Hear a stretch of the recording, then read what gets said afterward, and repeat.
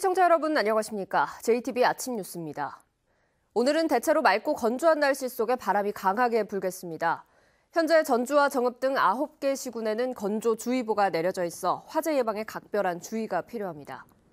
아침 최저기온은 장수와 남원 1도, 전주 6도 등 어제보다 6, 7도가량 높겠습니다. 한낮 기온은 15도에서 18도로 어제와 비슷하겠습니다. 중국발 황사의 영향으로 미세먼지 농도는 나쁨에서 매우 나쁨 수준까지 치솟겠습니다.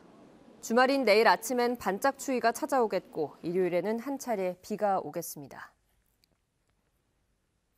지방의원들의 해외 연수에 대해 여행업체 선정은 물론이고 연수의 성격을 놓고도 잡음이 끊이지 않았습니다. 의원 해외 연수 과정에서 뇌물을 받은 혐의로 검찰 조사를 받았던 전라도의회 송성환 의장이 결국 기소됐습니다. 하원호 기자입니다.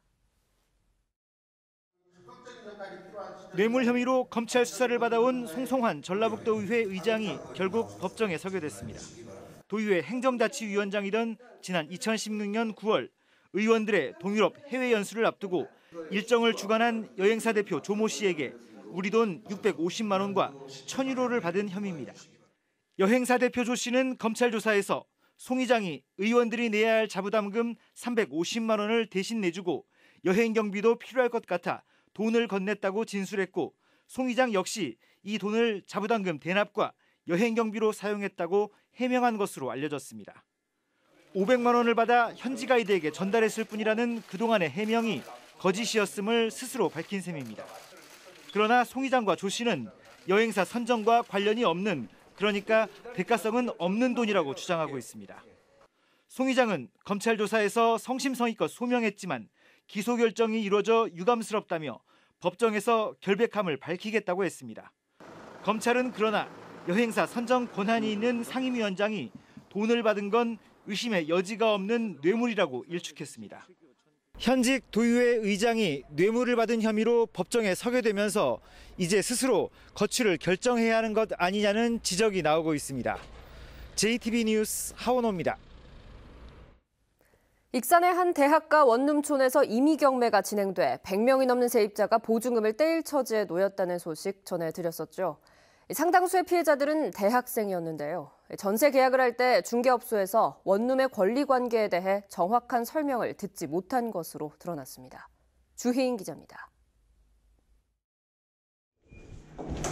2년 전 대학생 이모 씨는 강모 씨 소유의 원룸에 보증금 3,900만 원을 주고 전세로 입주했습니다. 당시 원룸 건물에는 1억 8천만 원의 근저당이 설정돼 있던 상황. 집주인과 중개업소는 이 씨보다 먼저 계약한 세입자들이 적어 건물이 경매에 넘어가더라도 보증금을 돌려받는 데는 문제가 없을 거라고 말했습니다.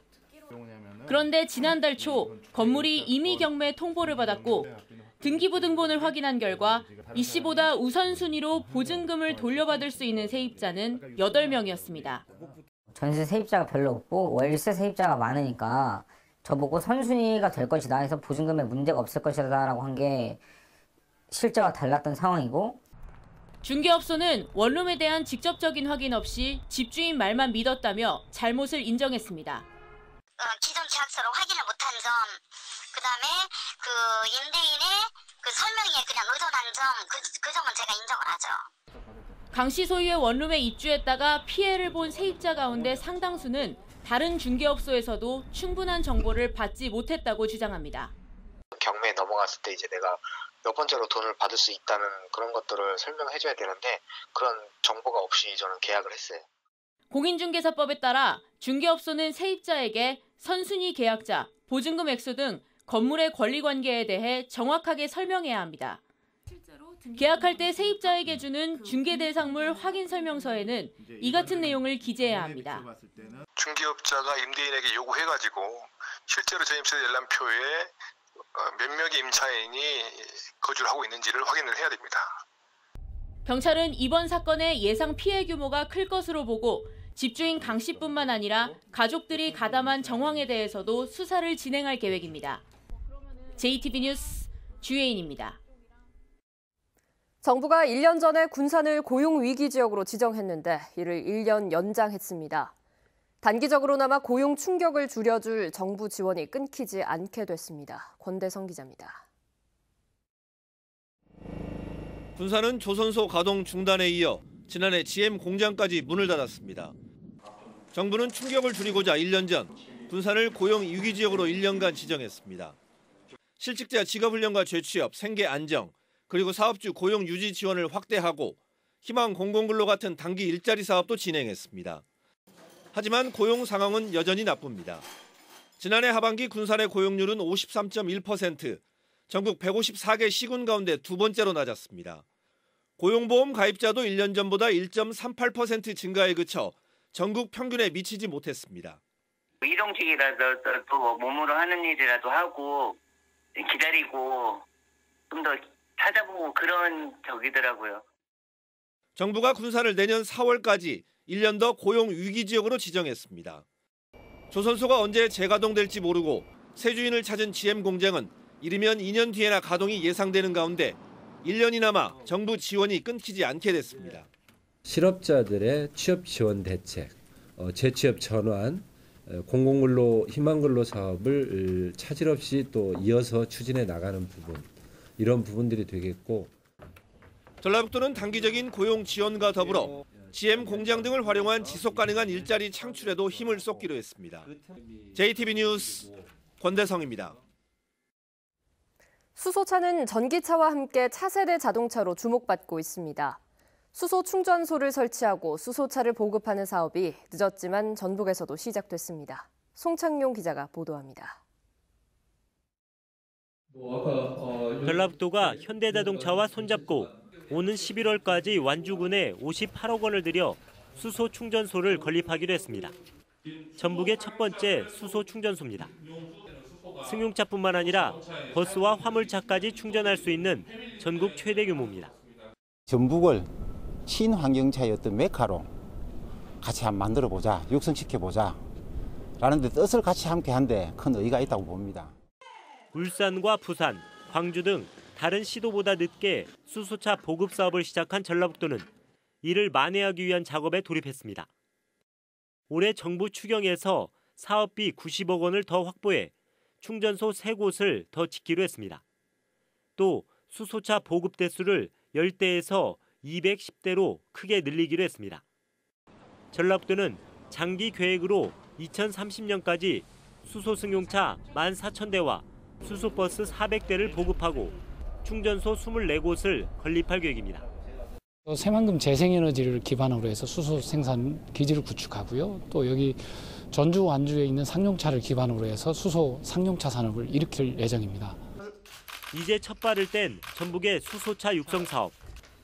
올해 추경에서의 사업비 확보가 성패를 가릴 것으로 전망되는 만큼 전라북도와 전북 정치권의 역량 결집이 필요합니다. JTB 뉴스 송창용입니다. 국가식품 클러스터를 명실상부한 국내 식품 산업의 수도로 육성하기 위해서는 특별법 제정과 2단계 사업을 서둘러야 한다는 의견이 나왔습니다. 국회에서 열린 국가식품 클러스터 활성화 토론회 내용을 이승환 기자가 정리했습니다.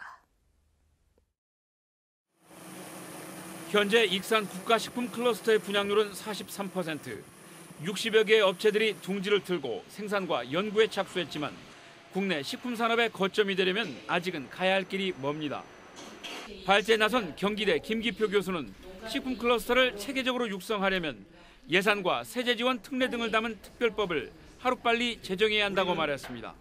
식품 클러스터는 초기이기 때문에 다른 산업하고는 달라서 그런 특별한 혜택을 이렇게 지원을 해야 이 우리나라 식품 클러스터 산업이 국제적으로 발전할 수 있다고 기반이 된다고 생각을 합니다. 당초 200만 평으로 추진된 클러스터가 이명박 정부 당시 70만 평 규모의 산업단지 중심으로 대폭 축소된 상황. 클러스터가 국제 경쟁력을 갖추려면 국제 비즈니스 센터와 연구개발 지원센터, 컨벤션 센터 같은 지원 시설을 조성하기 위한 2단계 사업도 서둘러야 한다는 의견이 나왔습니다. 2단계에서는 이제 산업단지보다는 어떤 그 소프트 파워적인 컨벤션이라든지 그다음에 세계로 알린다든지 세계 또 모이다든지 그런 쪽으로 이제 해야 되기 때문에 국회의원회관 로비에서는 이주영 부의장을 비롯한 20여 명의 의원들과 이계호 농림축산식품부 장관 등이 참석한 가운데 입주기업 상품전도 열려 눈길을 끌었습니다. 이제 의원님들한테 알리고 그다음에 또 중요한 건 예산입니다.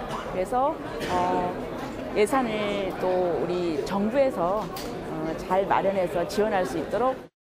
세계 식품 산업의 핵심인 네덜란드 푸드밸리의 성공 비결이 미래를 준비한 정부의 아낌없는 지원 체계와 산학관의 협력이었다는 점은 이제 막 첫걸음을 뗀 우리에게도 많은 것을 시사하고 있습니다. JTB 뉴스 이승환입니다. 일제의 국권 강탈에 항거한 익산 4.4 만세운동 100주년 기념 행사가 남부시장에서 열렸습니다. 남원역에서 지리산으로 가는 순환버스가 운행에 들어갔습니다. 나금동 기자입니다. 태극기를 든 시민들이 독립을 외치며 남부시장을 행렬합니다. 익산 4.4 만세운동 100주년 기념 행사가 남부시장에서 열렸습니다. 100년 전 4월 4일 남부시장에서 만세를 외치며 일제의 국권 강탈에 항거한 당시 시민들의 독립정신을 기렸습니다. 남원역과 지리산 정령치를 오가는 지리산 순환버스가 운행에 들어갔습니다. 오전과 오후 하루 2차례 지리산 순환버스가 운행되면서 기차를 이용한 관광객들이 지리산을 쉽게 찾을 수 있게 됐습니다. 순환버스를 운행하고 됨으로써 차량이 아닌 대중교통을 이용해서 편리하게 남원 지리산 관광을 할 수 있을 것이라 이렇게 생각이 됩니다. 고창군이 고창읍 노동저수지 인근에 생태공원인 자연마당을 조성했습니다. 고창군은 저수지 인접한 습지를 놀이터와 숲체험원, 야외학습장 등을 갖춘 생태공간으로 꾸몄습니다. 임실군 갈마마을이 취약지역 생활여건 개조 사업에 선정됐습니다. 임실군은 2021년까지 국비 등 20억 원을 들여 지붕 개량 사업과 마을길 정비 등 주거환경 개선 사업을 실시하기로 했습니다. JTB 뉴스 나금동입니다. 전북대 총장 선거에서 당시 후보였던 이남호 전 총장에 대한 미확인 비리 의혹을 유포한 혐의로 검찰 수사를 받던 전북대 교수에 대한 구속영장이 기각됐습니다. 전주지법 박우근 부장판사는 A 교수에 대한 구속 전 피의자 신문에서 피의자의 주거와 직업, 수사기관 출석 상황 등을 살펴볼 때 불구속 상태에서 방어권을 행사하도록 할 필요가 있다며 검찰이 청구한 영장을 기각했습니다. A 교수는 총장 선거를 앞둔 지난해 10월 경찰이 당시 후보였던 이 전 총장을 내사하고 있다는 내용의 글을 유포한 혐의를 받고 있습니다. 자유한국당 윤상직 의원에 따르면 최근 3년간 전북에서 태양광 사업을 위해 684헥타르의 산지가 사라진 것으로 조사됐습니다. 이는 전국 17개 시도에서 전남과 경북에 이어 세 번째로 넓습니다. 특히 익산시 금마면에는 11헥타르의 태양광 발전 시설이 설치돼 전국 읍면 지역에서 경북 봉화군 봉성면에 이어 두 번째로 넓은 산지가 훼손된 것으로 나타났습니다. 계속해서 강원도 화재 현장 상황 SBS 뉴스 특보로 전해드립니다.